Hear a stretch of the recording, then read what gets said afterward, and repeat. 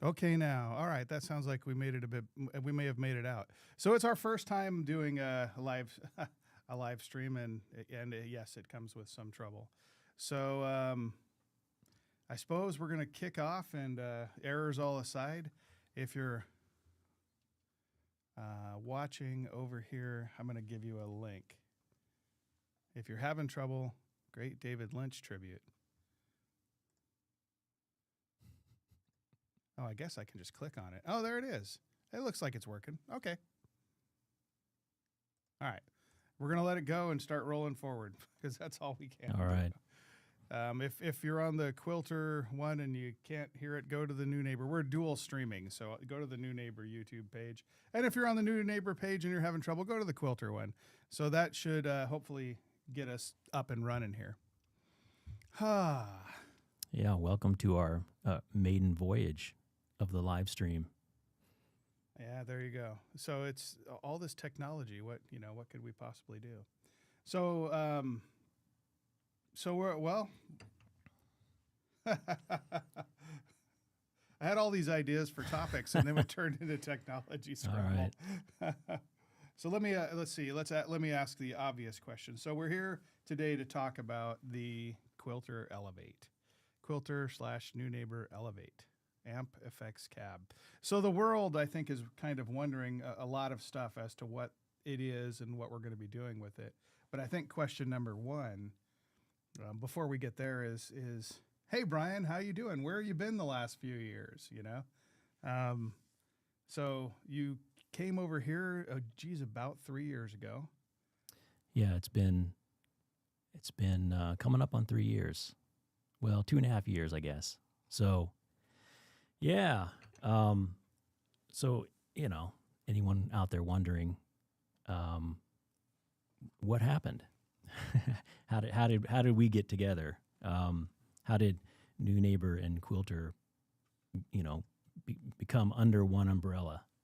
And it's kind of an interesting story, but I'm going to try not to drag this out too long.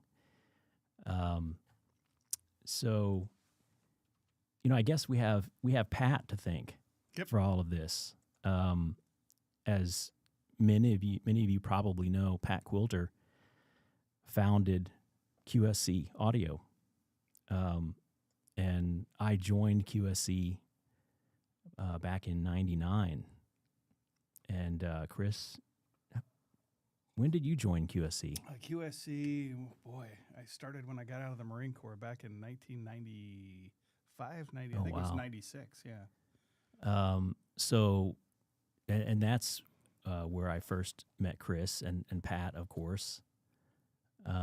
So, I've known these guys for quite a while now. And then you guys left QSC to start Quilter Labs around 2011. And then I left around 2012 to start Neunaber. But we had always kept in touch. And at a certain point, I got tired of running a business and wearing a lot of different hats and spreading myself too thin. And I really wanted to get back into product development, which I didn't have a lot of time to do when I'm, also running a company. And, fortunately, the good folks here at Quilter were kind enough to let me join them, and took a lot off my plate. So now I can focus on product development. And that's basically the story in a nutshell. That's how I got here. And so I joined on here at Quilter about 2.5 years ago, and for the majority of that time, I've been working on this new product that we're going to show you in a little while.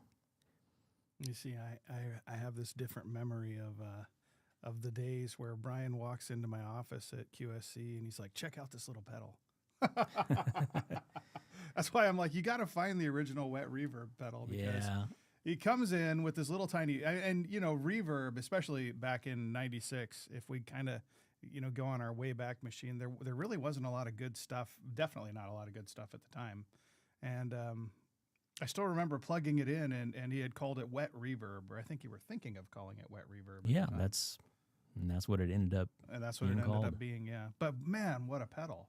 It was phenomenal, to say the least. And so I mean, the Neunaber name has kind of become synonymous with with reverb, but Brian carried on forward from there. So when he talked to us about coming over here, I stopped by his shop and picked up 2 of every pedal, with the intention of if we're going to be selling these, I got to figure out how to sell them, because most people don't realize we're a really small shop. It's not an ocean of people or some big corporate conglomerate or something to that effect. It's actually we're fairly small little organization. So realistically speaking, it's you got to kind of wear a lot of hats, working here, and one of the things I do is part salesman. So having to kind of have an understanding for the products, I figured if I get a couple of them, I can at least understand what I'm doing. So put them all on a pedal board. I think I had a crocodile tail looper on it. But the thing I'm getting at, it's not just reverb. It was at the time it was a Neuron and the Iconoclast. Yeah. And I was using both of those. And quite honestly, I was getting kind of phenomenal sound out of the thing. So,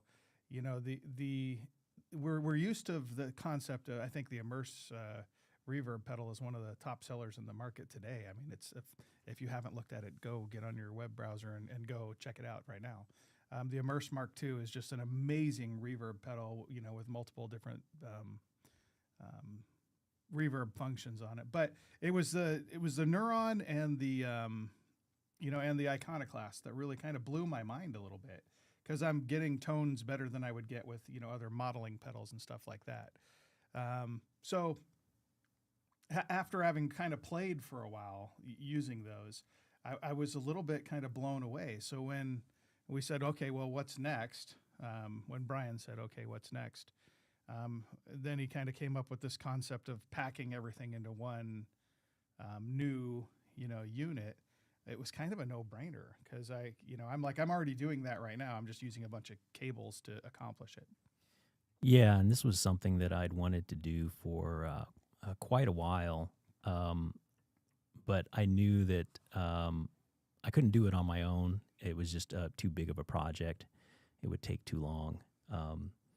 And so by joining Quilter, I spent all my time working on this, and I mean, it still took 2.5 years, but well, you started with a new chip, right? Like you didn't just. It's it's a new platform for me.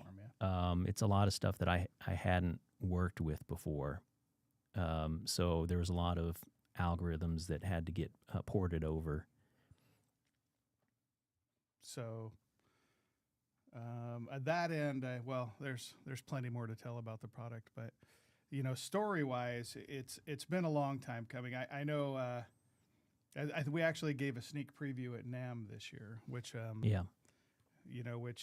which was kind of fun for me to see people. I don't know how I watched you for a little bit, watching people, but at NAMM it was kind of cool to just see how many people resonated with the concept, because it's a bit of a different you went a different direction is the way to say it. So try being CEO of a musical instrument company and have someone come in and say, yeah, we're going to do everything different. And deep down inside you're going, oh no. Yeah.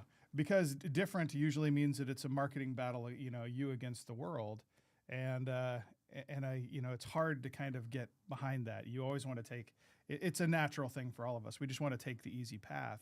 But it's so in my mind, I'm thinking, we can have a Dumble clone on it. We can have a Marshall stack on it. But, you went a different way. And yeah. I mean, that's certainly the case. And I don't know how deep we want to get into this right now before we start talking about the product. I guess let me just say it this way. So we refer to this product as the anti-modeler because we've decided to not do amp models and things of that nature where we're modeling other pieces of gear. Yep. And I think we'll probably talk a little bit more about that in a little bit. But maybe we should just go ahead and just introduce the product. Reintroduce it. I mean, this is, as Chris said, we did preview this at NAMM. So it's not exactly a secret. Although we have changed a few things about it, mostly graphically. So if you did see it at NAMM, it will look a little bit different. So at the highest level view, kind of if it's the anti-modeler, what do we mean by that? I guess for definition's sake, what is modeling to you, Brian? Modeling. Well, so our audience may not be aware that a long time ago, before I joined QSC, I worked at St. Louis Music, and they made crate amplifiers, Ampeg amplifiers, and they had a couple other brands. And I had actually designed a modeling amplifier for them. This was one of the first modeling amplifiers. This was back when, modeling was a pretty new thing.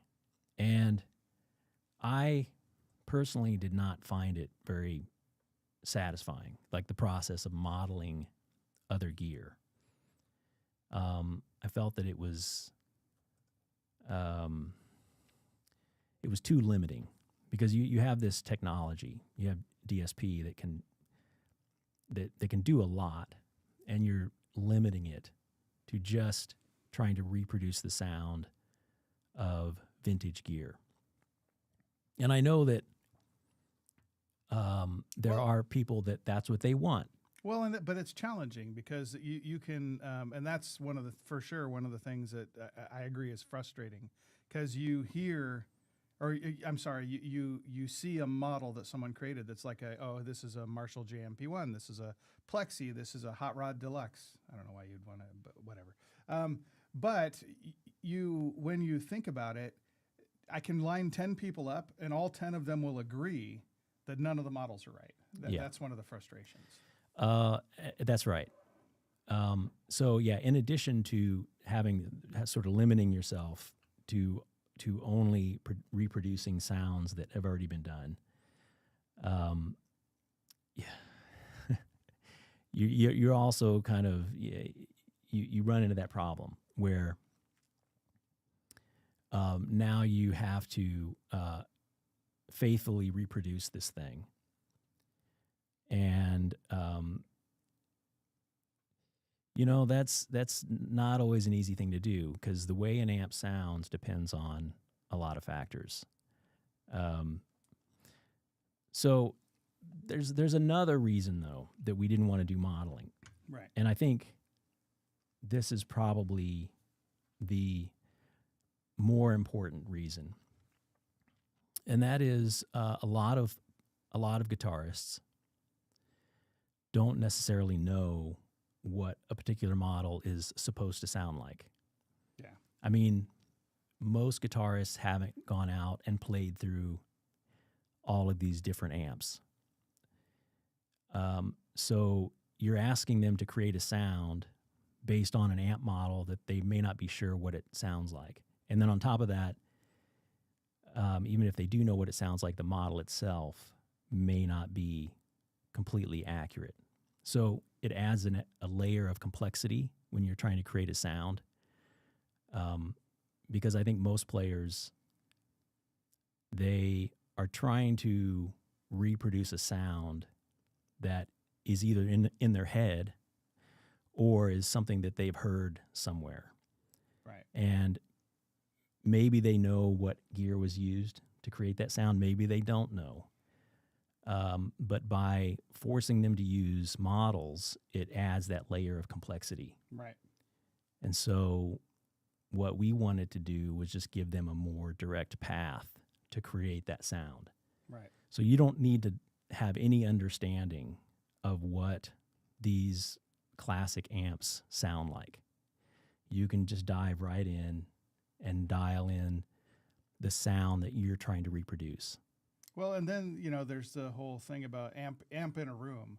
Okay, so great. You know what, the amp sounds like on a recording with every, through a tube mic pre and this expensive microphone and whatnot. But what does the actual amplifier sound like in a room in the first place? So there's even if you do go play through one of those amps, okay, good on you. You heard what it sounds like, when you're playing it in a room.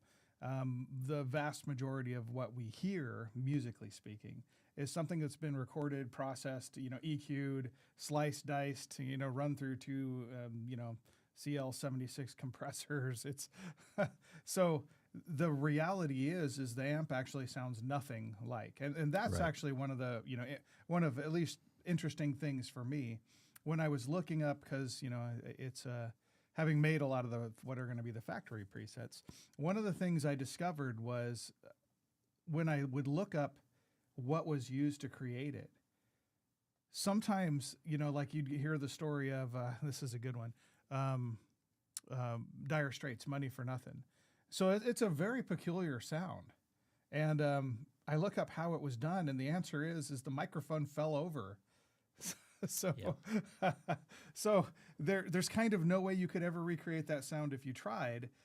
So even if I had the right, a tool, the kind of a common toolkit, I still probably I'd get something close, but would I find the exact thing? And, what is the exact thing ultimately? That's really fundamentally for the guitarist more important.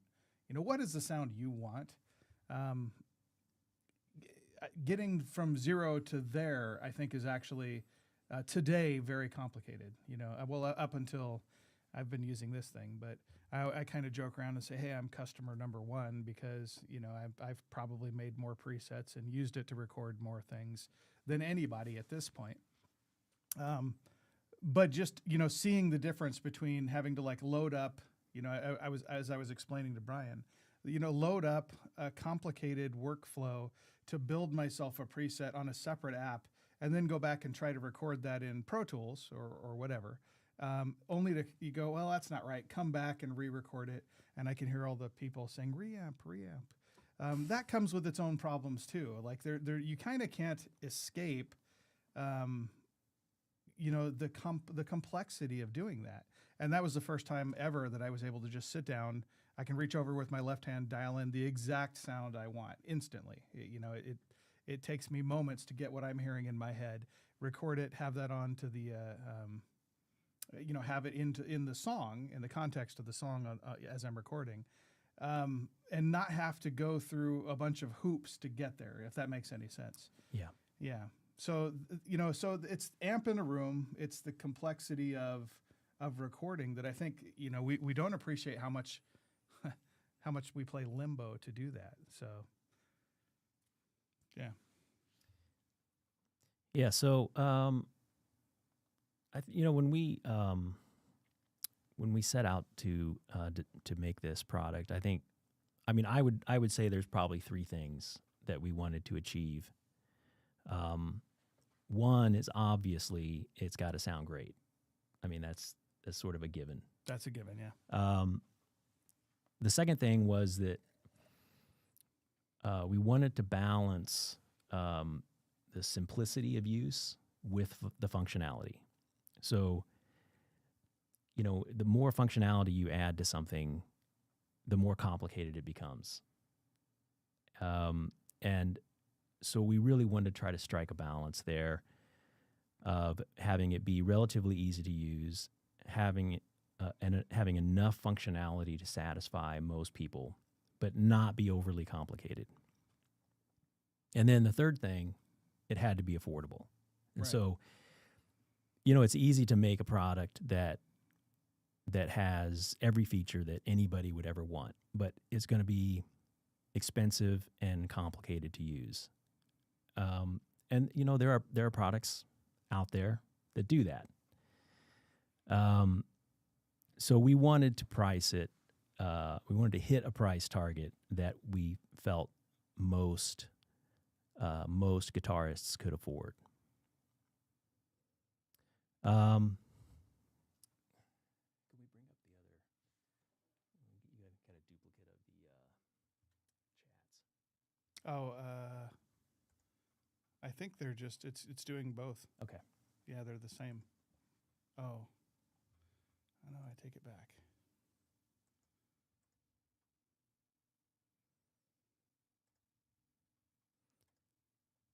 Just bear with us, folks.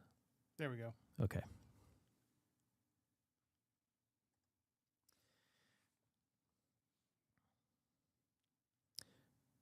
So, that being said, should we show them the product now? I suppose we can do that. Oh yeah, all the stuff that you guys actually showed up for. Okay, here we go. Let's dive in.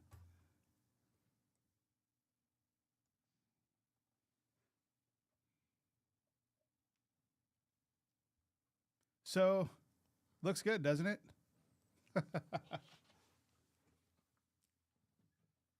Hang on while I plug the guitar in. Is it up on the stream?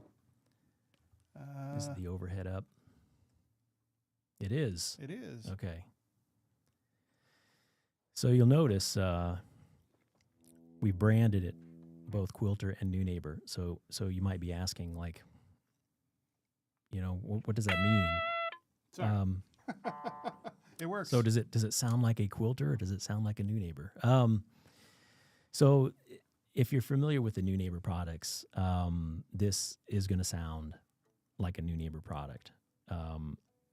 But this was a team effort, and so it's co-branded Quilter and Neunaber. And to make a long story short, the Quilter dealer network is more substantial than the Neunaber dealer network. And so by co-branding it, it enables us to get it into more dealers. Well, without losing the legacy of kind of the the work that you've put in, so that would be wrong too. So there's that. Yeah. So if I zip through, and there's a whole bunch of stuff I'm not going to try to play. So while Chris is figuring out what he wants to play here, I guess I'll just give you an overview. So this is it's essentially, you know, a guitar rig in one box. And as I mentioned, we didn't set out to try to include everything that everyone would ever want. But we did try to put in everything that most people would need to reproduce most sounds most tones that they would want to play. And you can see just by looking at it what's in it. The signal chain is shown through this row of buttons. And it can store up to 400 user presets. It will come with 100 factory presets that are pre-programmed. It's stereo output. It has a Bluetooth input, so you can play your tracks through it and play along. It has USB audio output, and it will also have a web application that you can use for firmware updates and for preset management and editing. It has an expression control input. It has MIDI input. What am I forgetting, Chris? Well, and you have a separate left and right. I'm sorry, the separate aux out. So if you're one of those folks who's, you know, you have to send a mix to the front of house, and you have to send a mix to to your side house monitors or whatnot. You can basically have two outputs with two separate level controls that way. Is one of the the obvious ones. So we have the XLR outputs that are kind of your main outs. Where there's a couple more 1/4 inch outs if you want to run it into amplifiers, and then of course the separate aux out, which you can use as headphones or you can use as yeah, you can use the headphones or the aux output. or the aux output, yeah. Or as a stereo aux output if you have the a Y cable. So yeah, I mean, long and short of it, it's kind of it's an amazingly complete solution. I'll say that much. And Brian, he as he was saying, is you when you think about kind of all the stuff it takes to create a sound. So being kind of the first fellow that had to kind of dig in and start creating presets for it, there were some presets where I'm going, oh, I'm not going to be able to do that. There's no way. Using just the tools provided. And actually there was some meetings I would interrupt and go, no guys, actually I did this insane thing with this thing that I didn't actually think was possible and pulled it off, So you'd be amazed what you can do. First off, just from the front face of the thing, Tell them about the Vernon Reed story. Oh, the Vernon Reed at the NAMM show. Yeah, exactly. So he came into the Airstream. So for those of you who don't know, we usually bring a 1968 Airstream with us to the NAMM show, which we've repurposed as kind of a mobile meeting room / studio. We can record stuff in it and whatnot. And Vernon actually came by because he's an old friend of Quilter. He uses a Mach 2 head. I think he's got a Tone Block 202, or two of them actually, because he tends to play in stereo. Which he uses with his Line 6 Helix is what he was actually using at the time. So he came in and as we're talking about it, about this new product, I'm like, I have to tell you about it. It's practically like it's my job, Vernon. And Vernon says to me, Chris, well, actually, he's like, look, I'm on the technology I'm on. I know how to use it. I'm good. I don't really want anything. So, don't bother telling me about it. So, and then I'm like, yeah, okay, no worries. I'm not going to push you to, try to get something when you're already happy with what you got. And so he then went on to complain about programming the thing for 10 minutes straight until finally I'm like, Vernon, let me just show you, right? So think up. I mean, and mind you, at this point in time, I'd done 40, 50 some odd presets. I can't remember how many now, but to kind of have that ready for the NAMM show. So I say to him, he's like, I have to dig into the manual to remember how to adjust a noise gate. I'm like, oh, Vernon, come on, let me show you, how simple it is. And I reach over and I just touch the noise gate. And, and incidentally, that's, getting into the technology, it's capacitive touch sensing. So there's no button that I'm pushing. It senses that my finger has touched that. And that's how it adjusts. But I go through and just show him how easy it is to just change that noise, the noise gate on it. And he's like, oh, okay, dang, that was pretty simple actually. I'm like, it's really intuitive. And so as I'm kind of going through and explaining all this to him, I say, I'll tell you what, do me a favor and just pick a song, pick any song. And he's like, thanks for a second. He says, Rush. And I forget which song it was now. But might have been Limelight or something like that. So I just start literally reaching over, just touching, the various functions on it. And as I'm just touching the functions, I'm dialing it in right in front of his face. And, 60 seconds later, I've got it, a creditable version of it, through the speakers that we had inside the Airstream. And, he says to me, okay, fine, send me one. Because it really was that easy. I've told the story a few times, but it's the simplicity of it. And once you kind of get used to it, and it's no more complicated than putting together a pedal board. If you can put together a pedal board, you already know everything you need to know to program this. Now you may have to learn a little bit here or there about this, that, or the other, but you will pretty quickly discover that there is no sound that you can't achieve, with the exception of maybe some ridiculous, somebody used some sort of mechanical, I don't know. Well, even if you had like a Leslie rotating speaker, I could do that on here easy. So there's kind of not many sounds that we kind of can't get to and get there pretty quick. So, as it kind of goes, one of the things that, at least for me personally, that I discovered was if there's something I'm trying to achieve sonically, there's kind of nothing stopping me from doing it except for a few minutes of time. So if I'm just trying to listen to a recording, for example, of LaGrange, and trying to recreate it, it helps if I push down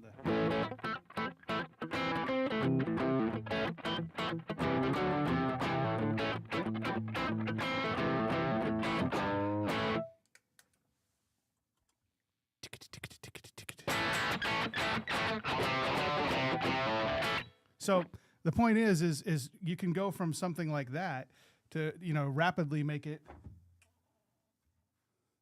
over to something that's just ridiculous.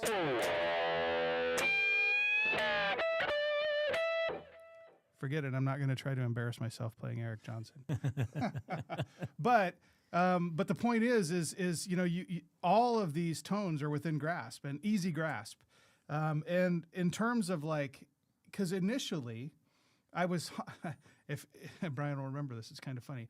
The first thing I did was I made 10 different quote unquote models of amplifiers. So here's a Fender Deluxe, a Fender Tweed, a Marshall Stack, this, that, and the other. And it quickly became apparent that that wasn't the way to think of kind of how to create tones for this.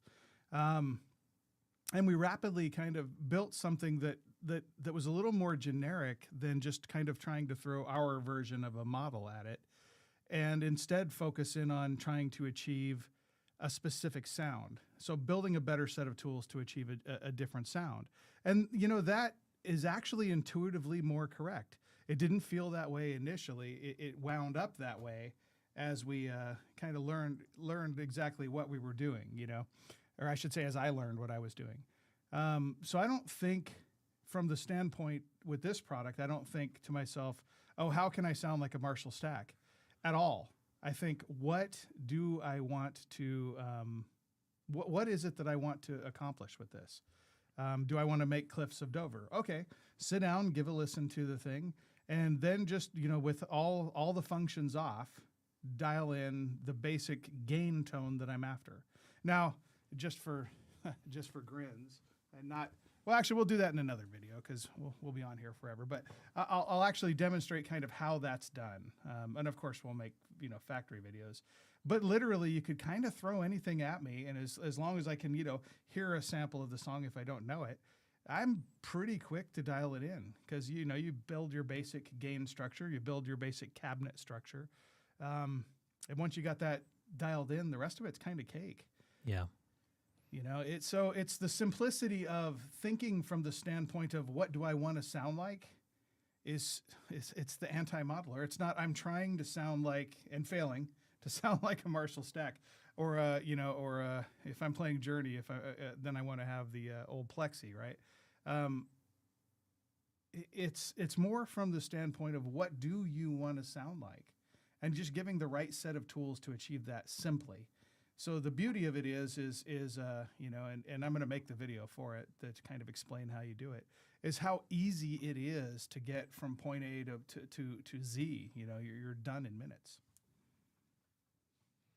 Yeah. So one thing that we did to try to make this fairly easy to program is we implemented essentially 2 layers of programming. The first layer is really easy. Basically, you just pick the effect block that you want to change. So let's say you want to go into the compressor, and it just has what we call a mode, and you pick, how much compression you want. And that's sort of the easy way to do it.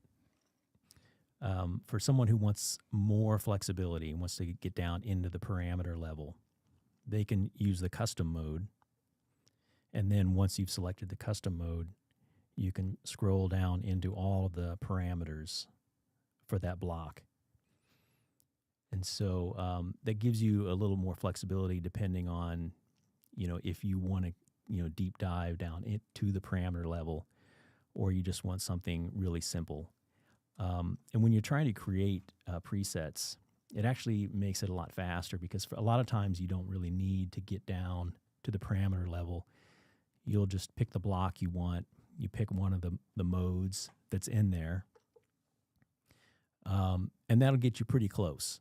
And a lot of times it's close enough for what you're trying to do, and it's a really quick way to set up a preset. The other thing you can do is once you've picked a mode that you like or that's pretty close and you want to tweak it a little bit, you can actually copy that into the custom mode and then go in and tweak it a little further from there down at the parameter level. So, a couple of different ways to program it, just depending on what you're comfortable with. And we think that makes it, really easy and quick to get up and running and create the presets that you want with it.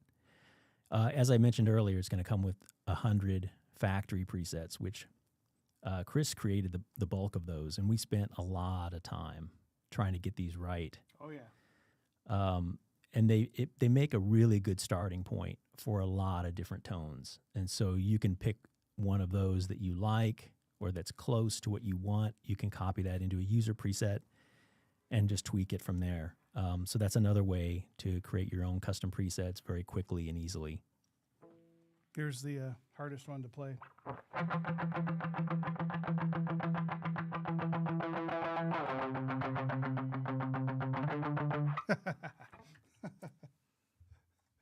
I always get a laugh on that. There's no chords in the whole song. Oh,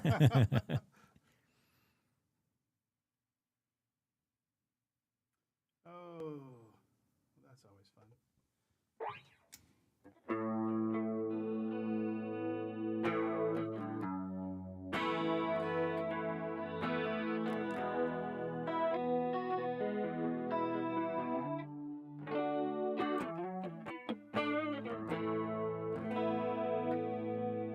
I'm not going to sing for you guys, no matter how much you beg. But yeah, I mean, just the ability, to kind of get so quickly through totally different tones,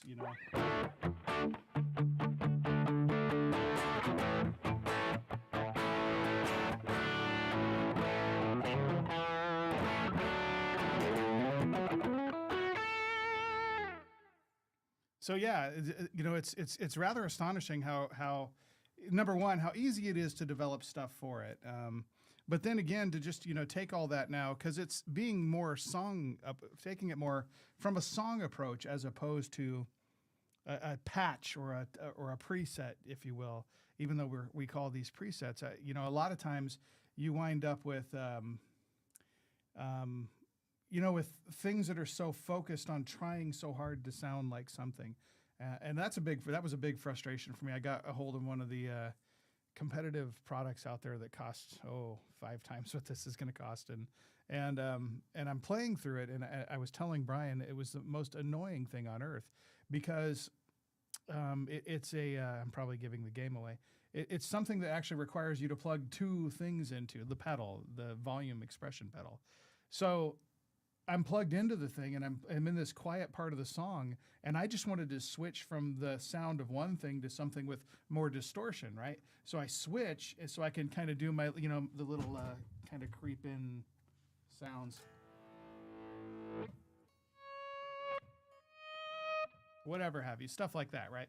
So I go to, do that to give that nice swell sound, and and the moment I hit it, just wide open. So literally, because it changed to a different preset, it didn't know where the pedal was located. And I mean, I suppose that all makes sense from an engineering standpoint if you're thinking that way. But, for the guitarist that actually has to, do something kind of, musically speaking, unique, well, you're stuck now. You're in the land of you're stuck in this preset. Too bad for you. And I have to say, it's a frustration. The big chief problems I've personally dealt with. Programming is never something where I'm content with it. And even in the case of this, there are things that I would probably want to do ever so slightly different for my personal playing style. But let's just say, for example, I wanted a little less gain, and I wanted to change it. It's already kind of letting me know right on the here. Let me switch you over here. We'll undo that. So let's just say I wanted a little less gain. I go to turn the gain down. The very first thing it's doing is it's telling me that you want to save this. You want to save that new preset.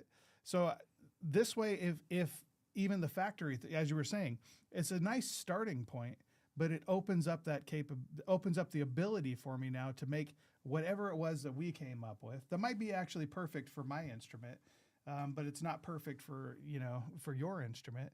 It's really easy to do that. And when you save it, now it's immediately in the user presets. You can rename it. You can do whatever, with the web function, which it's not available today, but the product's not available today either.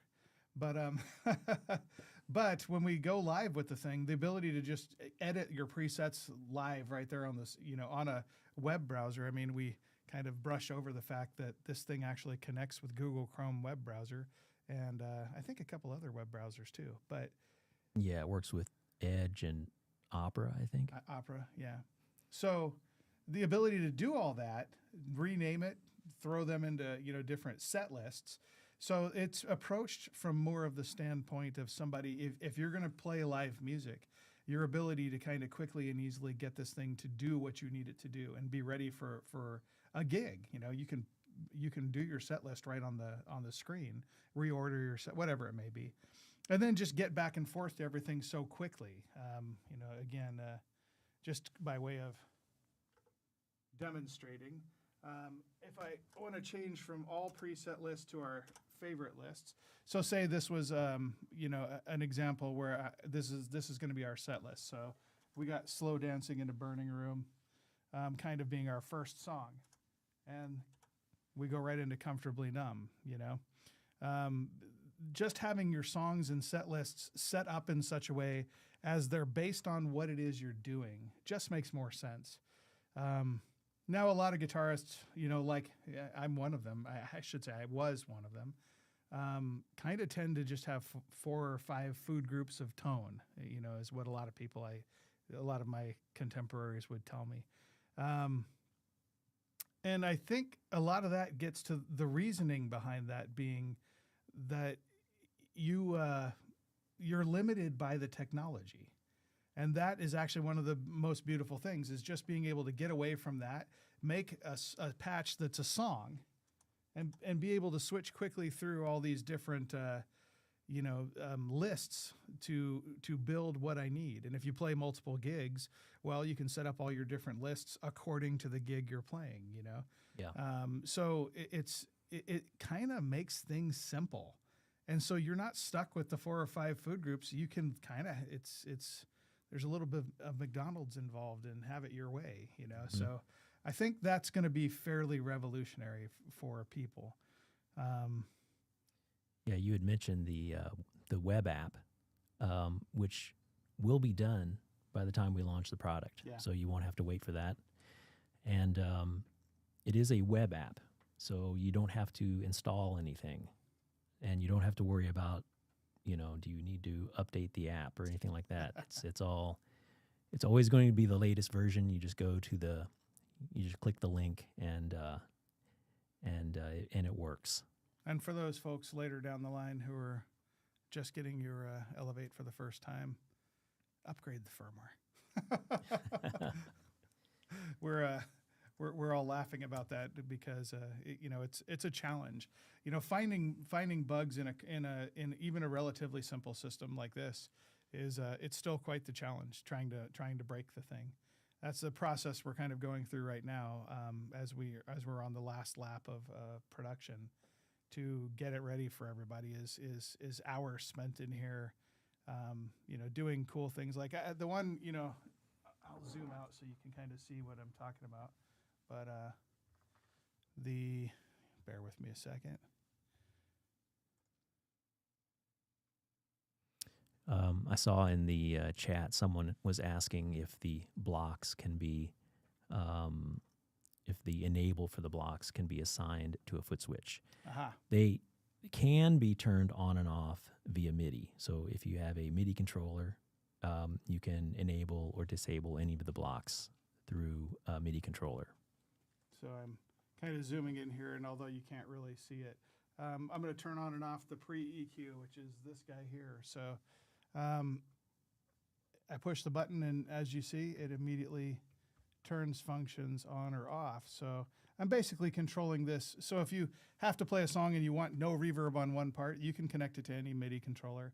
And as long as it's customizable, you can send the messages so that you can remotely control all this.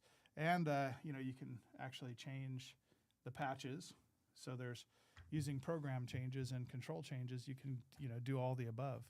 So it's fairly extensible. You could build you can in essence build your system around this and get more or less anything you could possibly hope to want. In terms of just playing on stage, if you're playing at home, one of the cool things we glossed over it a bit, but because it's interesting, but it's not kind of the main selling point, and that is it has this. I keep calling it. It's the most high-end possible, which it might be more superlative than I should be. But how would you describe the difference of what we've done with the Bluetooth, or I'm sorry, Jam Link? We can't call it Bluetooth. Oh, right. Yeah, we got to call it Jam Link. So the Jam Link it uses Bluetooth. I think we can say that. Yeah. So you stream Bluetooth from your device, and the implementation in Elevate will use a high quality codec. Okay, so in many of the devices we've seen, they tend to use the default codec for Bluetooth, which is fine for like voice quality, but it's not great for audio quality for music. But we specifically chose one that uses higher quality codecs, so you'll get much higher quality music audio if you're streaming from your device.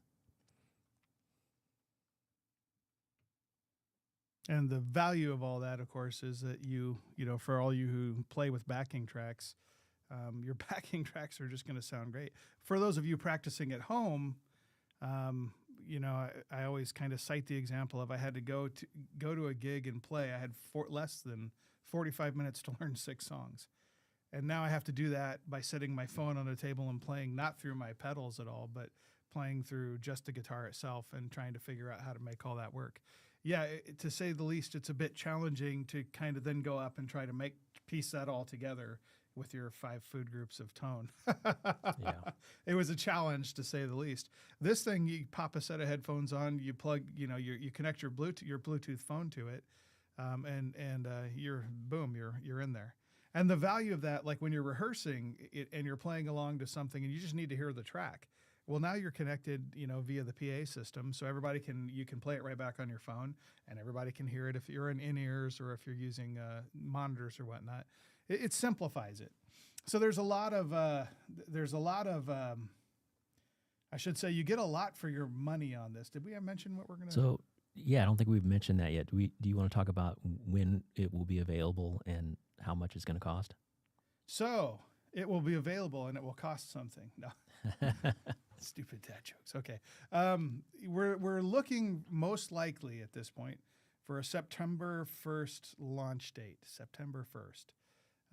That way we can make sure all our dealers have them in stock and nobody's left wondering, hey, where do we go to get one of these? Go to your favorite Quilter dealer and knock yourself out. Price-wise, we're going to start it off at the low price of $999. Just kidding. No, I'm not going to do the salesman shtick. Yeah. It's $499. $499 is our minimum advertised price. So if you can afford to buy, half of the effects pedals out there nowadays for the cost of 2 of most anything, you can have a whole suite of products that gives you all that functionality and more. So I don't know. For me, that's pretty compelling. And it would be one thing if it sounded bad, then I could argue, well, it's it's worth every penny. But in this case, especially in light of all the kind of madness that's gone out of the all the madness that's gone out in the world, with tariffs and all the things that are, we're seeing changing on in our case, daily basis. If you aren't following the rest of the music industry out there, that we literally have businesses going under, from this. So fortunately, we've worked with our partners to kind of establish a little bit more of a solid kind of strategy going forward to be able to still provide, our products at a lower cost. We should probably do a podcast one day and just talk about, the kind of the state of our industry. Yeah. Yeah, I'm sure everyone's somewhat aware of by the now. difficulties that many of us are facing right now. Yeah. But we should probably save that for another. We'll save that one for another live time. stream. So start asking questions, folks, because we're gonna wrap this up here in a minute. But if you start asking questions now, we'll get to them by the time we go to wrap it up. So, Torsten, I hope I'm saying your name right, is asking which mod types are in the mod block. The mod block's probably one of the more complex blocks, because of how much it will do. So there are sort of 3 modules in the mod block. I'll talk about it, and Chris, you can kind of scroll through. There are kind of 3 modules in there, and so for each of the 3 modules, you have various options. So the first is the tremolo. So the tremolo module can do either a mono or stereo tremolo. And the second module is a sine wave LFO modulator, which you can do chorus and different types of chorus. So you can have like your standard stereo chorus, a tri-chorus, a chorus doubler.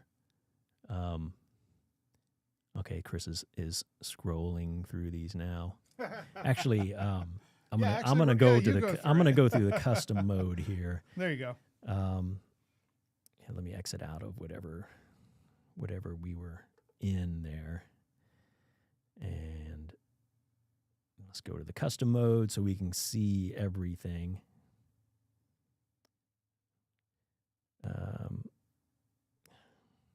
I'm just going to create a new preset here. That's a good idea. New. And save. Okay. Let's turn on the modulator. Let's go to custom. I don't want to import a custom mode. Custom. Okay. So, I already talked about the tremolo. You've got a centered or mono tremolo. Panning is a stereo tremolo, and those are your 2 options for the tremolo. On the next block, the next module, I called it, is it's a sine wave LFO. So you can do a chorus doubler, stereo chorus, tri-chorus, or vibrato.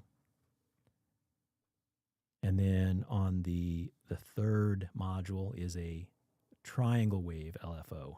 And so on that one, you can do a mono flanger, stereo flanger, a detuned chorus, a detuned doubler, which is really cool. And so for those 3 modules, you can pick any of the effects in those 3, and they work simultaneously. So it's like you have like 3 modulator type pedals that you can run at the same time. Also on the modulator, this is kind of cool. It's a little esoteric, but it's kind of cool.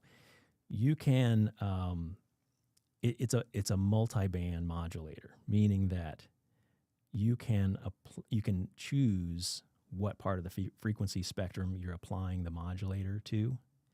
So normally you like have it applied to the whole thing, but sometimes, you know, people find a chorus to sound like a little thin, and that's because the way chorusing works, and I'm going to skip over a lot of the technical details. It tends to kind of notch out the low frequencies, which can make it sound a little thin.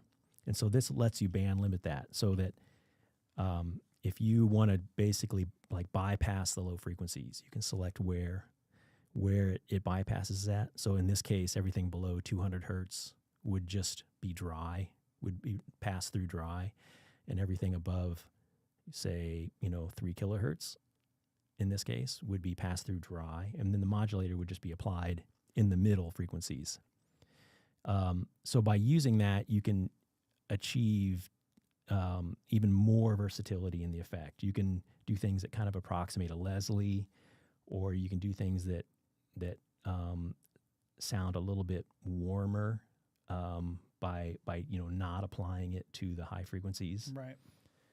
Or as I mentioned earlier, you can remove some of that thinness that you can sometimes get with a chorus. So that's just a really cool, like, added bonus feature in the modulator block. And the next big question: will it fit in a toolbox? Well, of course. It's actually. How big is your toolbox? It's pretty tiny. Like, I have relatively large hands. I have small hands. He has small hands, and it kind of if it's two double wide pedals set together. So there you have it. He says it needs a pitch shifter, or maybe it has one and I missed it. I don't think there is. It does not have a pitch shifter. So not on board. Let me see. Could you talk about the gain block? Oh, here's a conversation. Okay. I mean, this is really an entire live stream. That's an entire live stream by itself. itself. Wow. Maybe we should just dedicate a live stream to that, because there is a lot going on. Yeah. Let me just suffice to say that the amount of processing that takes place in this, 50% of it is dedicated to the gain block. Yep. And then everything else is in the other 50%. That's how much stuff is going on in the gain block. And I'll say this much: it shows, especially when you're trying to achieve something. Like there's some presets on here that hold on. Let me see if I can find it really quick. Where one day Brian comes in and he's all oh, check this out. I made a where's it at? I'll have to plug it back in for this.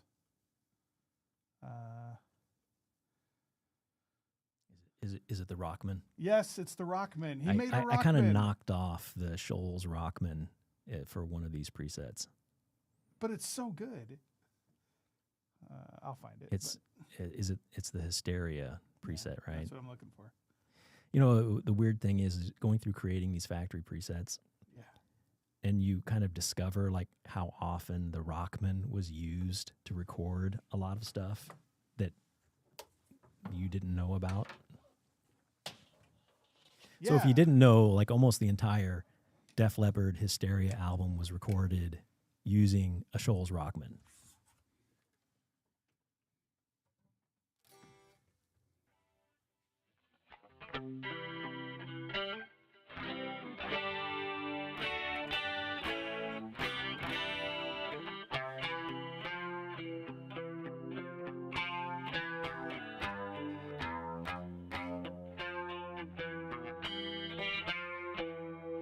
I don't know.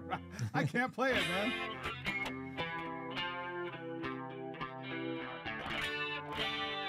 That's the problem.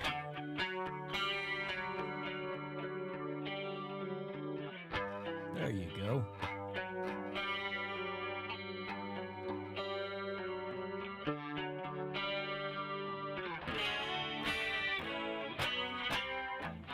One of these days I'll figure out how to do it, but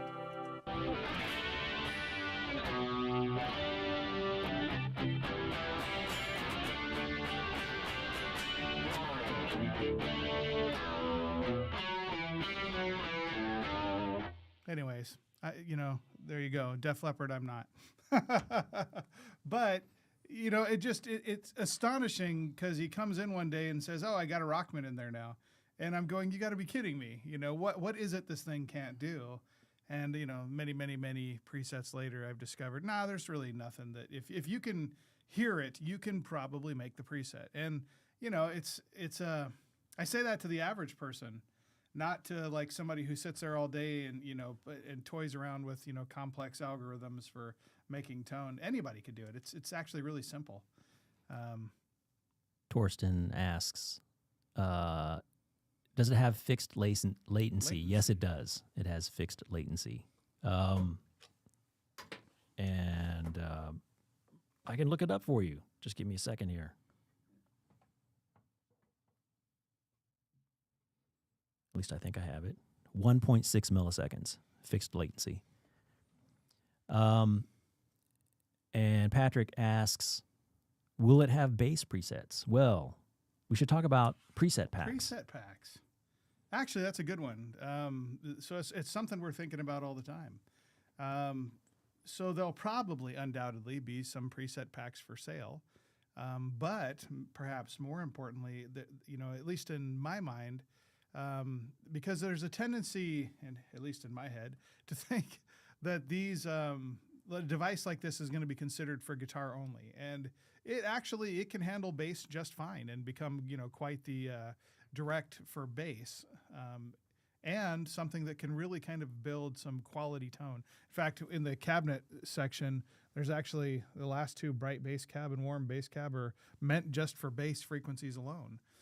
So the answer is, yeah, there's going to be a bass preset pack and an acoustic preset pack, which will probably be for free. You download them and import them into, using the online software.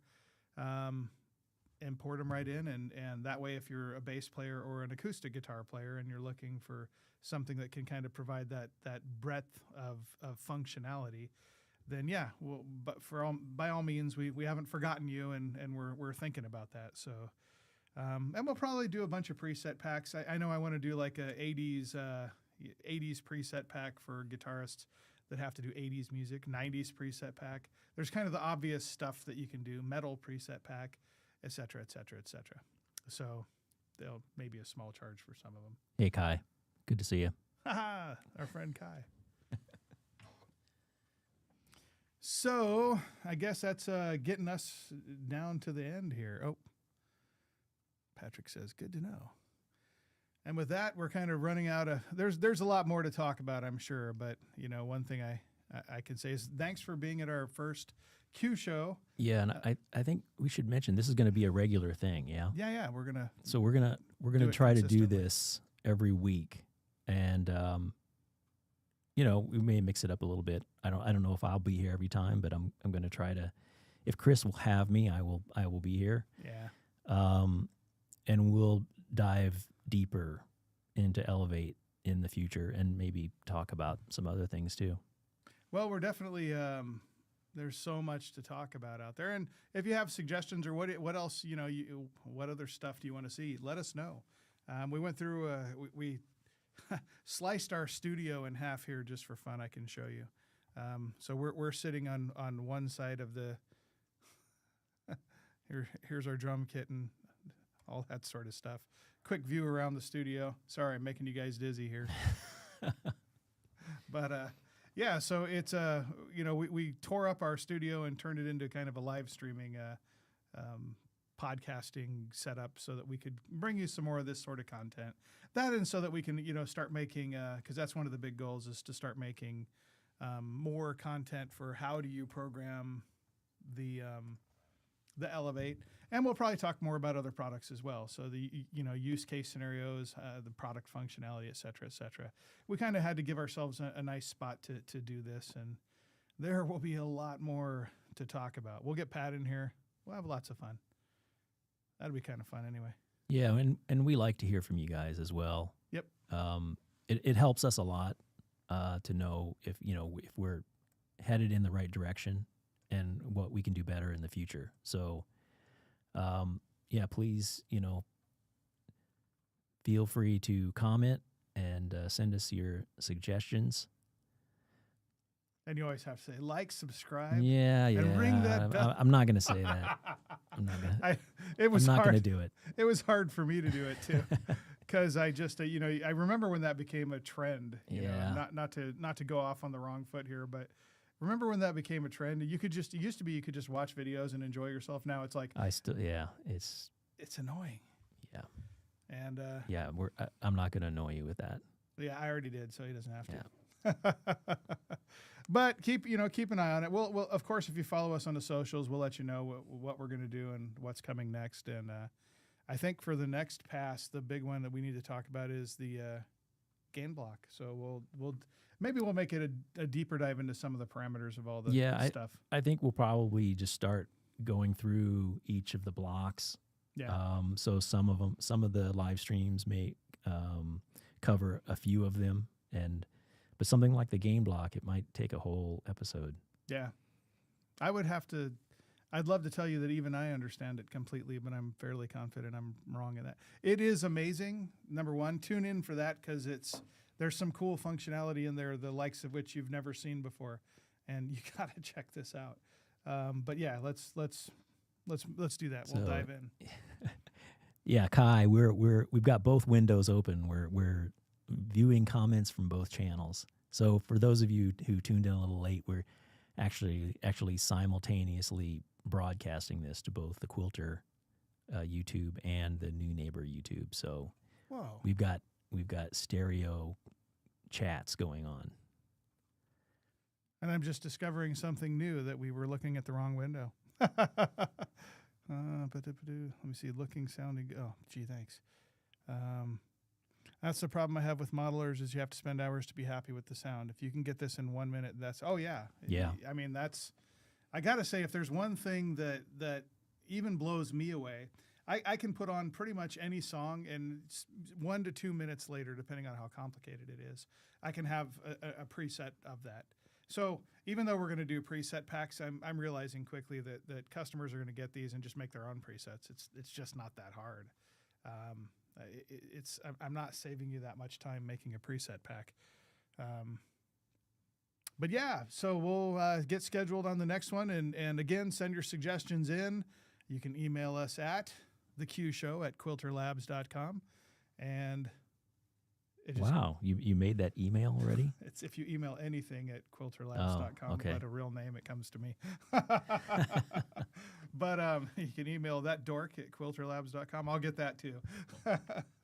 But yeah, so if you have ideas for future things or stuff you want to know and we didn't cover it here, by all means, send it in and we'll think about it and figure out what we're going to do next. Thank you so much for coming to our first one. We're really excited. We're excited for the rollout of this product. And we're excited to hear back from you. So we're looking forward to seeing what you got to say. Thank you, everybody. Take care. Yeah, thanks.